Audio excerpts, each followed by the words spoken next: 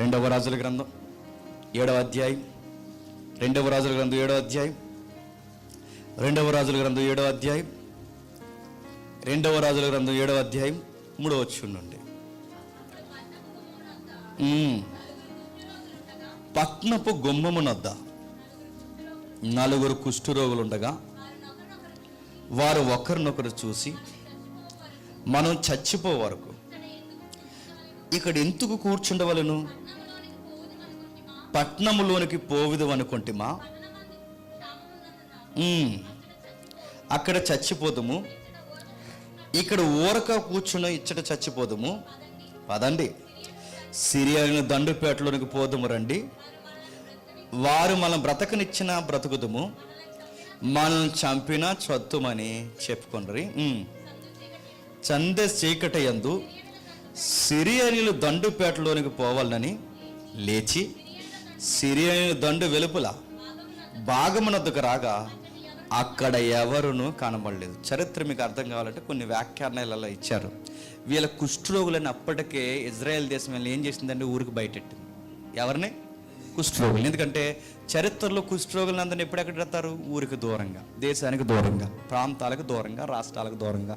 అలాగే వీళ్ళని దూరంగా పెట్టారు. దూరంగా పెట్టినప్పుడు దండయాత్రలు ప్రారంభమైపోయాయి. అది క్రీస్తు శకం 700 మధ్యలో జరుగుతుంది. 722లో అస్సూరు దాడి జరిగింది. ఈ మధ్య ఈ ఇంటర్నల్ వార్ ఇంకా జరుగుతున్నప్పుడు పక్కన సిరియా దేశం ఉంటుంది. మనకు పాకిస్తాన్ ఎలా ఉంది అలా ఉంటుంది. ఆ సిరియా దేశం కూడా దాడులు ప్రారంభించింది. దాడిని ప్రారంభించినప్పుడు వాళ్ళకి అర్థమైంది. ఎందుకంటే వాళ్ళు అక్కడ మకాం వేసి కూర్చున్నారు. ఈ మకాం వేసిన రోజులు అంటే అక్కడ పాగా వేసిన రోజులు లోపల ఆ ఏదైతుందో ఆ లోపల పట్నం నుంచి బయటకు ఎవరు రారు. ఎందుకంటే వీళ్ళు ఇక్కడ బార్డర్లో కూర్చున్నప్పుడు ఖచ్చితంగా బయటకు వస్తే ఏం చేస్తారు? చంపేస్తారు. ఇప్పుడు వాళ్ళు బయటకు రారు, వీళ్ళు లోపలికి కట్టలేదు. మధ్యలో ఈ కుష్టి వాళ్ళు ఉన్నారు.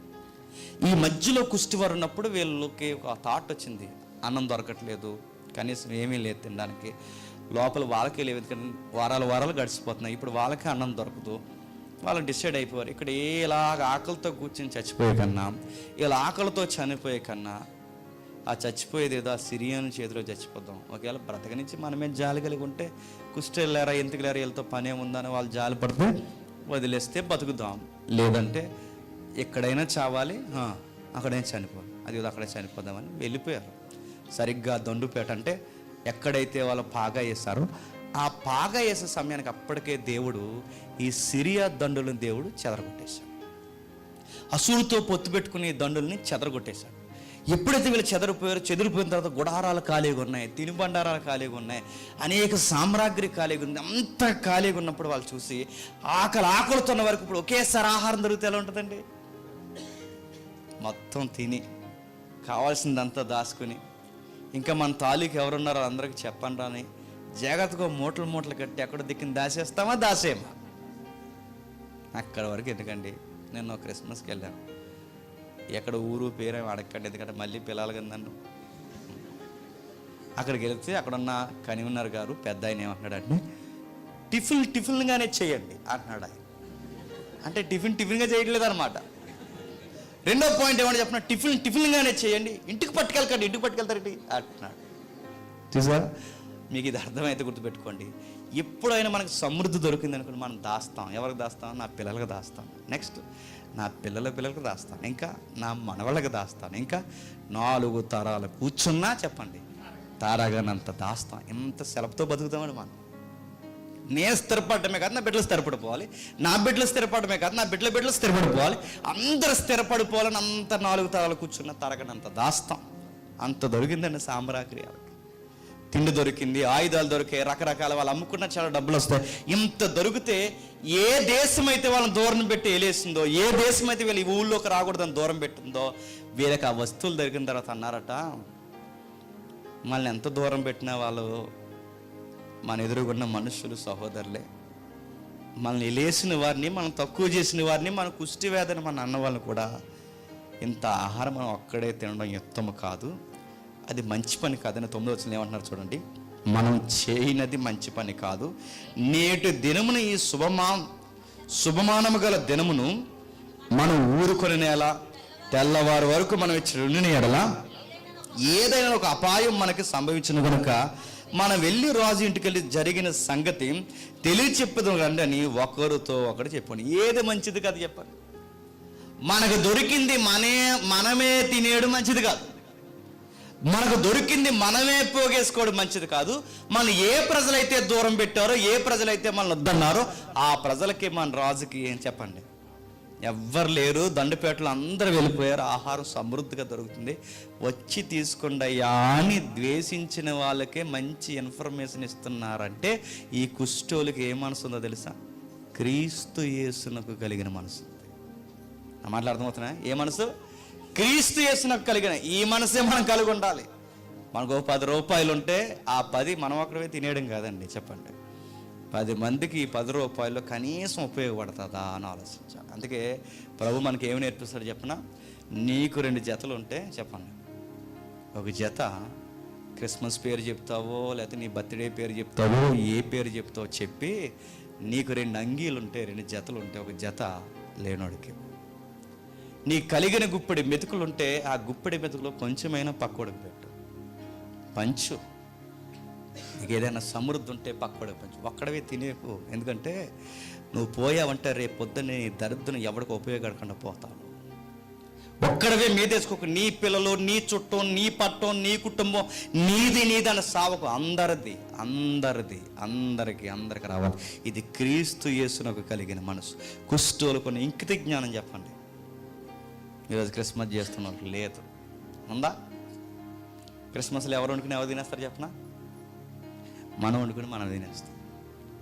ఇప్పుడు మనకన్నా ఎక్కువ జనం అక్కడ అడుక్కునే వాళ్ళు, కుష్టి వ్యాధిగ్రస్తులు అందరూ వచ్చారనుకోండి, వెయిట్ చేయాలి, అయ్యే వరకు వెయిట్ చేయాలి అంటా మనం. అదే వద్దు. అవసరమైతే మనం వెయిట్ చేయాలి, వాళ్ళకి పెట్టాలి. బట్టలు లేకపోతే మనం బట్ట ఇవ్వాలి, వాళ్ళకి భోజనం లేకపోతే మనం భోజనం పెట్టాలి. వాళ్ళ చేతిలో కనీసం 100 కూడా లేకపోతే మనం వందేవాళ్ళు. ఆడు తాగేస్తాడని నీ బొంద, ఆడు తాగితే నీకు ఎందుకు? ముందు నువ్వు చూసావు, నువ్వు సిఐడిలాగా పెద్ద చెప్తారండి, 10 రూపాయలు ఇస్తారు, డబ్బులు ఎక్కువైపోయినాయి. అవును, 10 చాలా ఎక్కువైపోయింది. నాకు 10 రూపాయలు ఇస్తే క్లాస్ పీక్ ఇస్తారు. మన పక్కన వాళ్ళు తెలుసు మనకి, 10 చిల్లర వాళ్ళరా, 10 ఇచ్చేస్తే పెట్టరా. ఎవరైనా మీరు ఎప్పుడైనా హోటల్కి వెళ్ళినప్పుడు గుర్తుపెట్టుకోండి. హోటల్కి వెళ్తారు కదా, రెస్టారెంట్కి వెళ్తాం, ఎందుకు వెళ్ళాం? ఇంట్లో తినేది ఎక్కువ, బయట తినేది ఎక్కువ. హోటల్కి వెళ్ళినప్పుడు గమనించండి, అక్కడ సర్వీస్ చేస్తారు కదా, అలా గమనించండి. అవసరమైతే 10, 20 కాదండి, 100 రూపాయలు మనం ఏం పెద్ద ఖర్చు పెట్టింది ఏం కాదు. అవసరమైతే వాళ్ళకు 100 ఇవ్వండి. వాళ్ళని ఎంకని మళ్ళీ చెప్తున్నా, నీ మొక్కం 70 సార్లు గుర్తుపెట్టుకుంటారు. 70 సార్లు గుర్తుపెట్టుకుంటారు. వచ్చినప్పుడల్లా, కనబడినప్పుడల్లా ఏదో ఒక రోజు అడుగుతారు, బ్రదర్ మీరు ఏం చేస్తారు, ఏంటి బ్రదర్ మాకు ఎంత టిప్ ఇస్తున్నారు అన్నప్పుడు అప్పుడు చెప్పు, నేను యేసుక్రీస్తుని ఫాలో అవుతున్నాను, ఆయన నాకు అది నేర్పించాడు, అందుకే బ్రదర్ నాకు కలిగిన దాంట్లో నీకు 100 ఇస్తున్నది పెద్ద ఎక్కువేం కాదులే అని చెప్పు. ఆడు పైకి చెప్పకపోయినాడు, మనసులో ఒక మాట ఉంటుంది, క్రీస్తుని నమ్మున వాళ్ళు ఎంత ప్రేమ చూపిస్తారా అని. 10 రూపాయలు ఇచ్చి చేసుకో, పండుగ చేసుకో అన్నాడు. 10కి పెట్టుకో, ఇవ్వు, కలిగింది ఇవ్వు. నీ పక్కోడిని గమనించు, వాడు బట్టలు లేదా ఆడు కొను, అవసరమైతే వేసుకుందాం అడుగుతా. పోయిన సంవత్సరం కూడా ఇది వేసుకున్నాం, మళ్ళీ వేసుకున్నాం, ఎవడన్నా అడుగుతాడు మనల్ని? రాజ్యాంగం ప్రకారం వేసుకోకూడదని చెప్తారు మనకి. అదే వేసుకుంటాం, మళ్ళీ తెలుసొక్కలు వేసుకుంటాం, మళ్ళీ వేసుకుంటాం. నేను కొనుక్కుని నేను వేసుకుని నేను ఆనందిస్తే ప్రభు ఆనందిస్తాను లేదో నాకు తెలియదు, కానీ నేను కొనుక్కునే డబ్బులు లేనోడు కొనిస్తాను చూసారా? ఆ క్రిస్మస్లో వాడు కొత్త బట్టలు వేసుకుంటే ఆ రోజు నేను మనస్సాక్షి లోపల తృప్తి ఉంటుంది చూసారా? దాన్ని బట్టి, ఈ మనసుని బట్టి ఎవరు ఆనందిస్తారు చెప్పండి? దేవుడు ఆనందిస్తాడు. నేను అడుగుతున్నాను, చేసి చూడండి, ప్రాక్టీస్లో పెట్టండి. లేనోళ్ళకి పెట్టడం, లేనోళ్ళకి ఇవ్వడం, ఆడికి చేయడం, ఆ ఫీల్ ఎలా ఉంటుందో ఒకసారి చేసి చూడండి. అలానే ఎవరికి చెప్పకండి. ఈ పులిహార ప్యాకెట్ పబ్లిసిటీ ఎవరికి చెప్పకండి, ఆడికి నీకే తెలియాలి, ఎవరికి చెప్పకండి. నిజంగా నేను చెప్తున్నాను, ఈ తగ్గింపు, ఈ పంచే గుణం ఉంటే దేవుడు నిన్ను బట్టి చాలా సంతోషిస్తాడు. నేను ముగించేస్తున్నాను. చివరికి మీరు చదువుకున్న వాళ్ళు కనుక ఎవరి కోసం చదువుతున్నావురా అని నేను ఎవరైనా నేరుగా అడిగితే, నా భవిష్యత్తు కోసం చదువుతున్నాను ఎప్పుడు అనకండి. ఎవరి కోసం చదువుతున్నారంటే, నా ఊరు కోసం చదువుతున్నాను అని చెప్పు, నా రాష్ట్రం కోసం చదువుతున్నాను చెప్పు, నా జిల్లా కోసం చదువుతాను చెప్పు, నా దేశం కోసం చదువుతున్నాను చెప్పు. ఎక్కడెక్కడ గవర్నమెంట్ సెక్టార్లో లొసుకుందో ఆ లొసుకులోకి నేను ఉద్యోగం సాధిస్తే ఆ లొసుకుని తీసి నేను వెలుగును కలగజేస్తాను, అందుకు చదువుతున్నానని చెప్పు. ఆడపిల్లలుగా మీరు కూడా చదివి ఆ స్థితిగతులు చెప్పండి. నా టాలెంట్, నా లైఫ్, నా టైం, ప్రతి దాన్ని నేను ఎందుకు దీన్ని కేటాయిస్తున్నానంటే ఈమె క్రైస్తవ బిడ్డ అని చెప్పండి. మీరు ఐపీఎస్లు ఐఏఎస్లు ఇంటర్వ్యూలు చూస్తున్నారు యూట్యూబ్లో. మన గ్రూప్ 1 సెలెక్ట్ అయిన వారిలో ఒక అమ్మాయి ఎగ్జాంపుల్ చెప్తుంది. నిజంగా నాకు బాధ అనిపించింది. నిజంగా మంచి వార్తే, నాకు బాధ ఏంటి చెప్తున్నా. అన్నీ చెప్పి ఒక యాంకర్ అడిగాడు, ఎలా జాబ్ కొట్టాను అడిగితే హార్డ్ వర్క్, ఆ వర్క్ ఏం చెప్పలేదు ఆ అమ్మాయి. అలా కష్టపడి చదివి, ఇలా కష్టపడి చదువుతారు, అవేం చెప్పలేదు ఆ అమ్మాయి. ఏమని చెప్పిన, మా మసీదులో మా మాంక్ ఉంటాడు, మా మాంకు పెద్ద ఆయన ఎవరైతే ఉన్నారో ఆయన గైడెన్స్, ఆయన దేవుడి కొరకు నాకు నేర్పించిన విధి విధానాలే ఈరోజు దేశానికి ఇంత పెద్ద ఉన్నతమైన స్థాయిలో నేను జాబ్ కొట్టానంది. తన నమ్మిన సిద్ధాంతాన్ని, తను నమ్మిన దేవుడిని, తన ఉద్యోగం కొట్టి నా దేవుడిని మహిమపరచడానికి నేను చదివానని చెప్పింది ఆ ముస్లిమ్స్ అమ్మాయి. మనం అనగలుగుతున్నామా?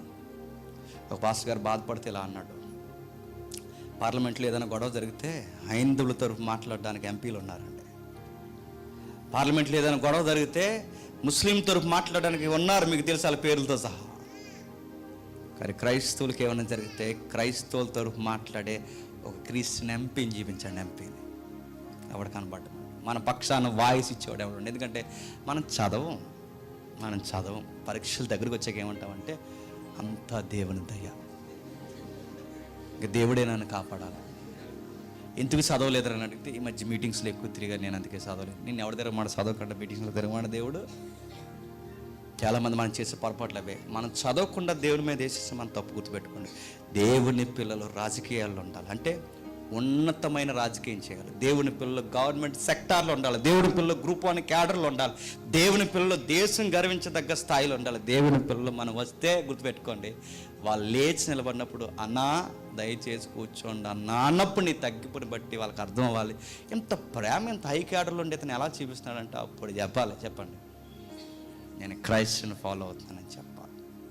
వచ్చిన వెంటనే లేచి నిలబడి గుడి మనం చెప్పలేదు అనకూడదు. గుర్తుపెట్ట. ఎప్పుడైనా మీరు ఎవరైనా సెట్ అవుతుంది అనుకుంటున్నానండి, ఎందుకంటే మీరందరూ కాంపిటేటివ్ ఫీల్డ్లో వస్తున్నారు కదండి. ఎవరో ఒకరు జాబ్ కొడుతూనే వెళ్తున్నారు ఎక్కడి నుండి. మీరందరూ కొట్టిన తర్వాత నేను ప్రతి ప్రాంతంలో 2 రాష్ట్రాల్లో మీటింగ్స్ తిరుగుతూనే ఉంటాను. ఈ తిరుగుతున్నప్పుడు నాకు అనిపిస్తుంది ఏదో ఒక రోజు మీరు కనబడతారు, ఏదో ఒక అధికారులు ఉంటారు. ఆ రోజు మీరు గుర్తుపెట్టుకోండి, ఆ ఏరియాలో మీకు మీటింగ్స్ జరిగినా, మందే కాదు ఏ దైవజనుడైనా ఎవరిదైనా ఏ పని జరిగినా, ఒకవేళ మీరు అధికారులు ఆఫీసర్లు అయితే మీరు ఏం చేయాలి చెప్పిన, క్రైస్తవ బిడ్డగా అలాంటి వారికి మీరు సపోర్ట్ ఇవ్వాలి.